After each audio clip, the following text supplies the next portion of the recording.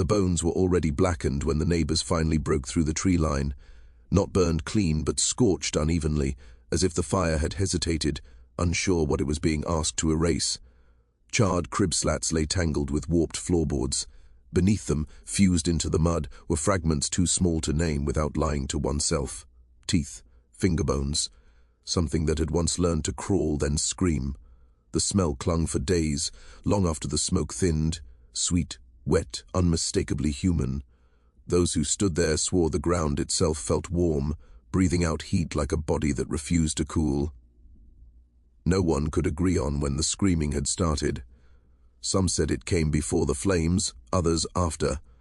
A few claimed it never stopped at all, only sank deeper, down into the soil, where it learned to echo. What everyone agreed on was this: whatever burned that night had been rotting long before the match was struck. Oregon remembers its secrets poorly on purpose. The forests are thick enough to swallow names, and the fog has a way of smoothing over footprints. In the early years of the last century, there were places on the map marked only by blank space and a surveyor's guess. One of those places sat not far from Crater Lake, in a stretch of timber where the trees grew too close together and the ground stayed damp even in summer. It was there, tucked away from roads and records, that the Oats house stood.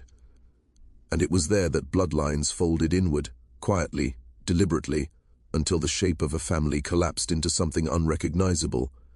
Before the fire, before the bones, before anyone admitted to hearing screams. There were twins. They were born minutes apart, according to the church ledger, though the ink trembled as if the hand that wrote it already knew what that symmetry would become. Phoebe first, Wilbert second, same weight, same pale hair, same unblinking stare that made the midwife turn away too quickly. Their mother did not survive the night. Some said she bled out. Others said she simply stopped, as though the act of bringing them into the world had taken everything she was meant to give. By morning, Waldo Oats was a widower with 2 infants and a silence in his house that never lifted. Years later, people would ask where this story began. With the fire, with the marriage, with the children who were never meant to live long enough to learn words. But those who knew the land said it started earlier. It started the moment the twins realized they were alone together, and the world beyond the trees no longer mattered. Which city are you watching from? And what time is it right now? The place where the Oats settled barely existed in official ink. Old county maps showed a smear of green and a penciled note: Timberland, unsettled, though men had been cutting and bleeding that soil for decades.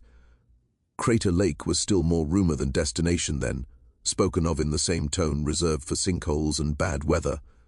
Roads were suggestions. Letters arrived late or not at all. If something happened out there, it stayed happened. Waldo Oats chose that distance deliberately. After his wife was buried in the cold earth behind the house, he finished the walls himself, plank by plank, as if enclosing grief could keep it from spreading. The house sat low and square, pressed into the land like it was trying not to be seen. Smoke from its chimney rose straight up even on days when the wind bent the trees sideways, a detail the locals mentioned often, as though the sky itself had marked the place. In town, Waldo was spoken of kindly at first, a man who worked hard, a man who kept to himself, a man raising twins alone, but kindness has a short lifespan in isolated places. People began to notice how rarely the children were seen and how unchanged they looked when they were.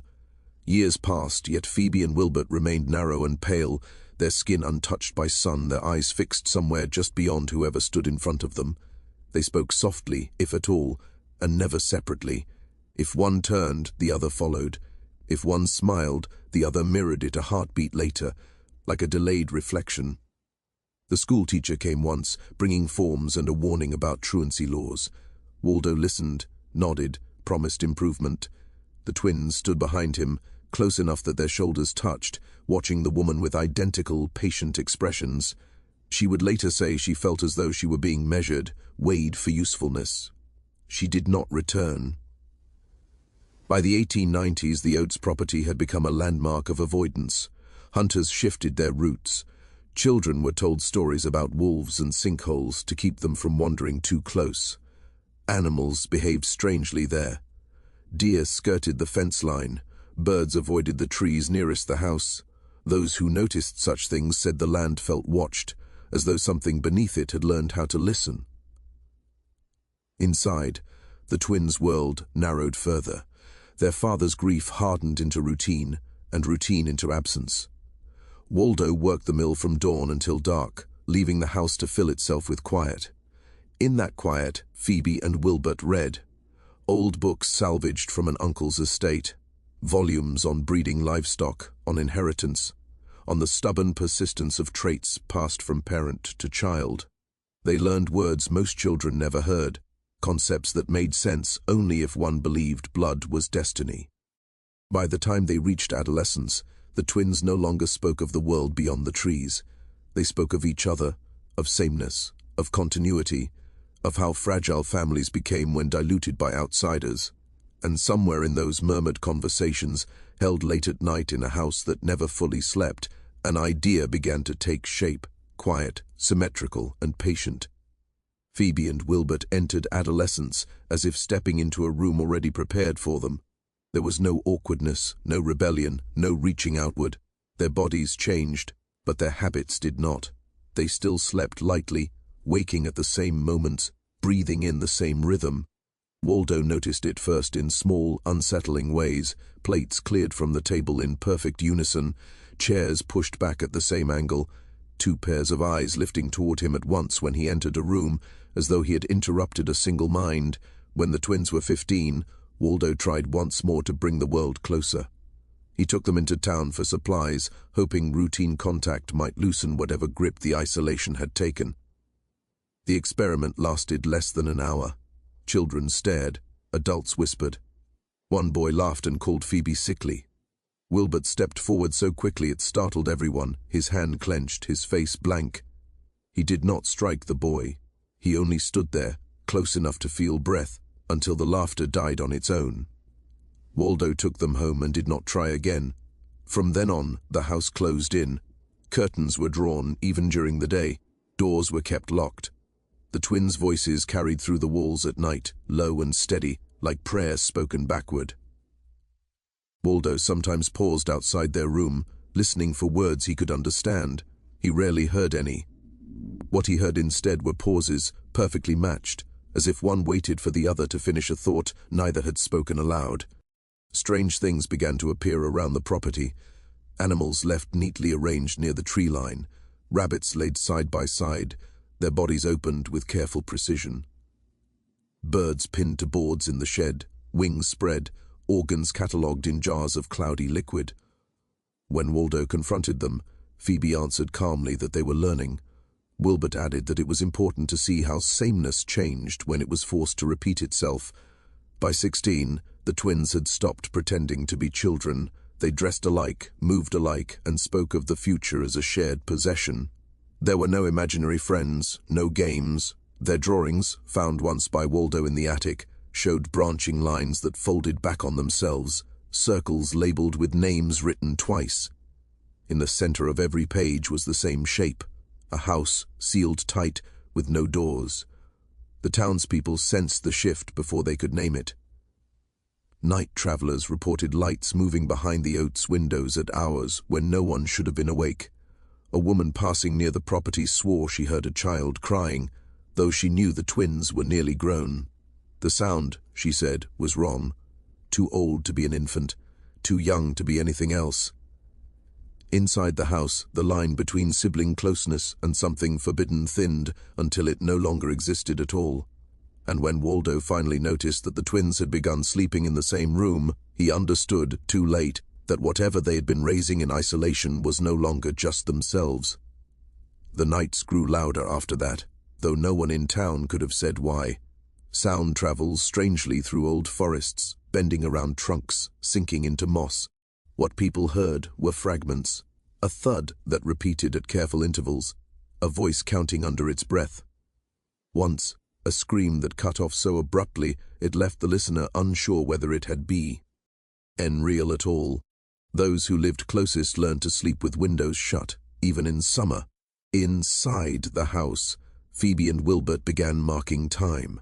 Symbols appeared on the cellar walls, scratched deep into the wood, circles within circles, lines looping back to their origin. They burned candles made from rendered animal fat, their smoke thick and sour. Waldo found the remnants one morning and felt a cold settle in his chest that never left. When he asked what the markings meant, Wilbert said they were maps. Phoebe corrected him gently. They were instructions. The twins stopped using their given names when speaking privately. They referred to themselves as we. The distinction between bodies became inconvenient, something to be ignored unless necessary. Mirrors were covered, meals were eaten in silence. At night, Waldo heard them pacing the attic together, their steps perfectly aligned, as if one set of feet carried twice the weight. Dead animals multiplied. Not discarded this time, but arranged, a deer strung up behind the barn, its belly opened with reverent care. The organs were removed, measured, weighed, and placed back inside in a different order. Wilbert kept notes. Phoebe corrected his handwriting when it drifted too far from her own. They argued only once, in whispers so sharp they sliced through the floorboards. Waldo caught a single phrase. "It has to be exact."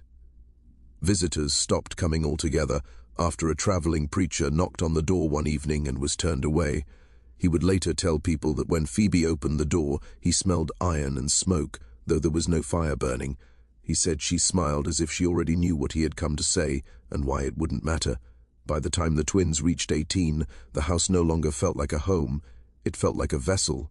The walls were lined with papers, family trees drawn so tightly they collapsed into knots, anatomical sketches that blurred the line between curiosity and devotion.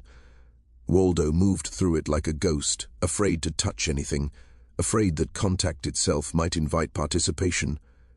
It was during this time that the twins began speaking openly of ceremony, not in religious terms, but with the precision of craftsmen discussing a final step.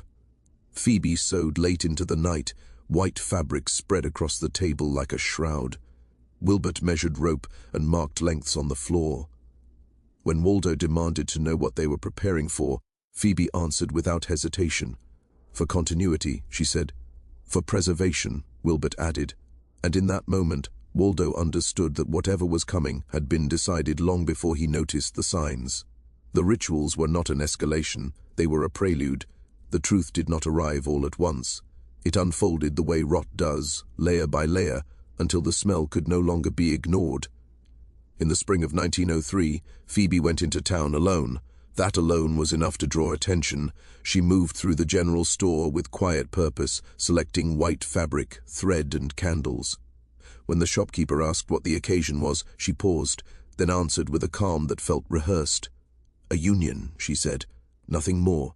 The word lingered in the air long after she left. Waldo heard of it that same evening. He confronted them in the parlor, his voice shaking, his Bible clutched like a weapon that had already failed him. The twins sat side by side, hands folded in their laps, waiting. When he asked who was to be married, there was no hesitation. "We are," Phoebe said. To each other, Wilbert added. The room seemed to tilt. Waldo shouted scripture, law, nature itself. He spoke of sin, of sickness, of what such a thing would bring down upon them all. The twins listened patiently, as one listens to a child explaining something already disproven. Phoebe finally leaned forward, her eyes bright with something close to pity. "You taught us family was all that mattered," she said. "You taught us blood is what lasts." Wilbert nodded. "This is simply keeping it whole." What Waldo saw then was not madness. It was certainty, a closed system that did not allow for doubt. The family tree they had drawn and redrawn until it bent inward now pointed to a single conclusion. Outsiders weakened blood, distance diluted meaning, only sameness could preserve what they were. The ceremony took place behind the house on a grey morning when the forest stood unnaturally still. There was no minister, no witnesses beyond a father too broken to leave. Phoebe wore the white dress she had sewn herself. Wilbert held her hands with a steadiness that looked practiced. Their vows were spoken softly, not as promises, but as statements of fact. When they kissed, Waldo turned away, certain that something in the world had cracked. After that, the house sealed itself completely. Windows were boarded, locks were added. The twins shared a room openly now, moving through the house with the authority of people who believed they were right. Waldo retreated into himself, drinking, praying, waiting for punishment that did not come quickly enough.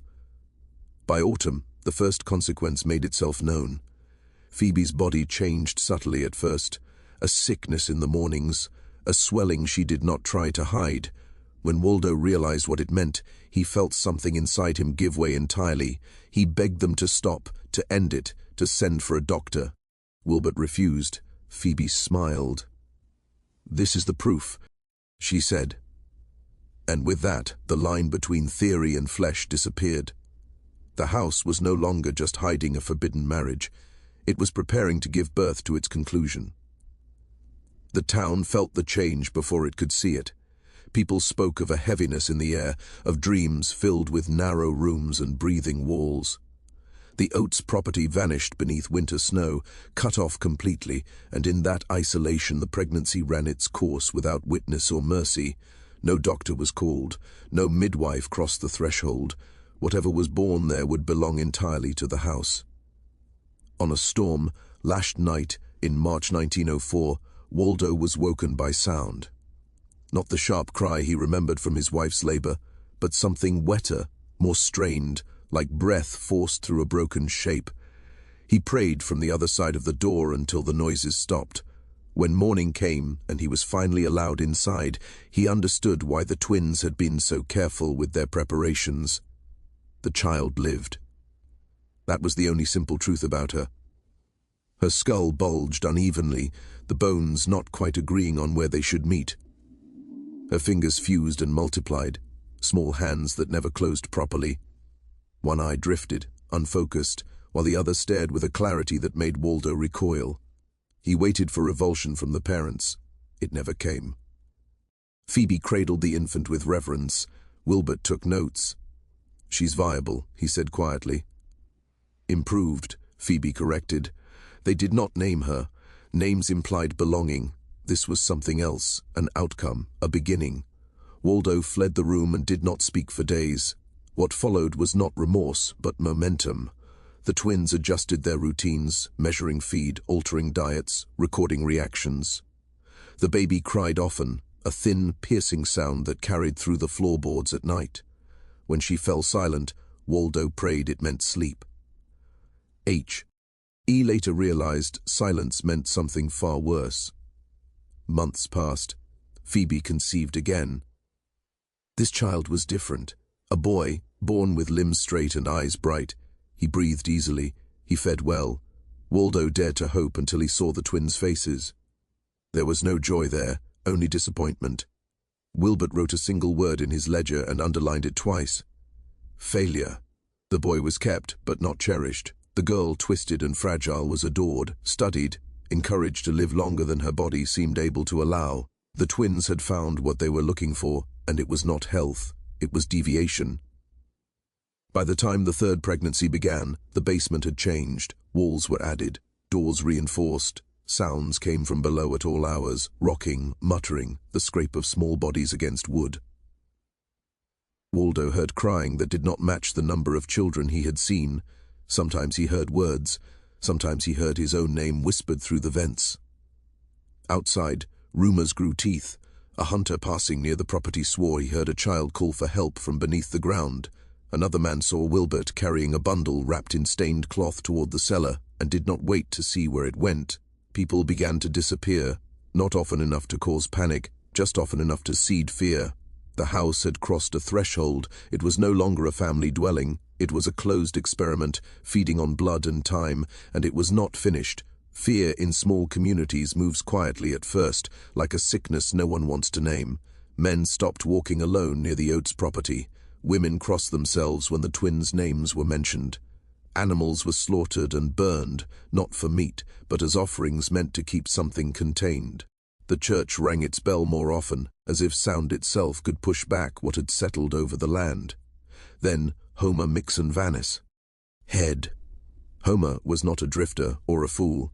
He had survived war and wilderness, knew the difference between rumor and warning. When he noticed smoke rising from the Oats chimney at hours when no one should have been awake, he decided to see for himself. He arrived one morning under the pretense of selling furs. Phoebe and Wilbert welcomed him with unnerving courtesy, offered him coffee, asked after his health. The house, however, betrayed them. Locks on every door, windows sealed tight, a smell beneath the air of soap and medicine that clung to the back of his throat. Homer heard it as he walked down the hall, a child's cry, soft, muffled, coming from below the floor. It cut off abruptly, replaced by the sound of movement, something dragged across earth. When he returned to the kitchen, the twins were standing, no longer seated, their expressions empty. "You must have heard the house settling," Phoebe said. Wilbert's hand rested near a rifle. Homer left and did not return. His rifle was found days later in the snow, a mile from the property. There were no tracks leading away, only drag marks that disappeared into the woods. After that, people stopped pretending. By 1913, too many names had been crossed out of ledgers, a doctor who asked questions, a merchant who lingered too long. Each disappearance pointed back toward the same stretch of forest. Sheriff Schuyler Tucker was not a man given to superstition, but even he felt the air change as he approached the Oats house with a warrant in hand. The twins were waiting. Inside, the deputies found walls covered in diagrams and notes written in two identical hands. Upstairs, behind a locked door, they found a girl nearly grown, her body twisted so severely she could barely stand. She screamed when touched, not in words, but in raw sound, as though language had been stripped away. The twins watched without emotion. "She hurts herself," Phoebe said. "She's special," Wilbert added. The basement held the truth no one had wanted to imagine.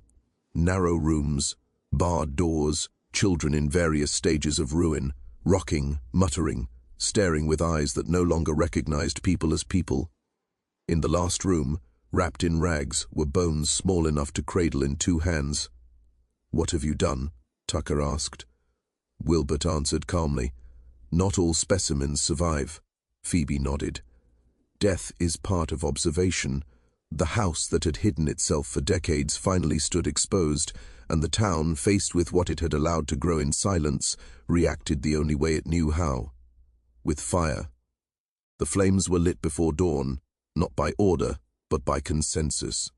Men arrived carrying oil and torches, their faces set with the grim focus of people who believed destruction was the only language left.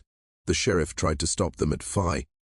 RST, insisting on evidence, on process, on the thin protections of law.